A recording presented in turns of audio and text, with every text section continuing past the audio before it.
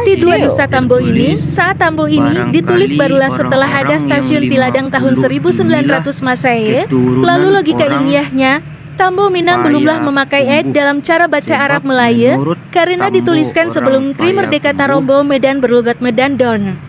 Bahasa Nini orang Payakumbuh menurun dari Pariangan Padang Panjang, banyaknya 50 orang,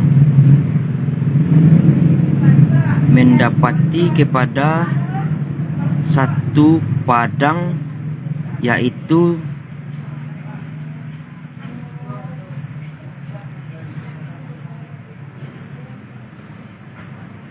di dekat stasiun Piladang. Sampai di situ hari sudah malam dan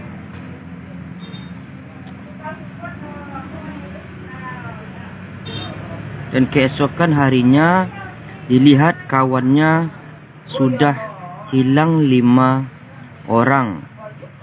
Jadi segala orang-orang yang 45 orang tadi bertanya kemana perginya orang yang 5 itu. Sama sekali menjawab entah. Sebab itulah sampai sekarang padang itu bernama Padang Siantah. Nah, begitu sana. Lembarannya banyak, sampai 200-an.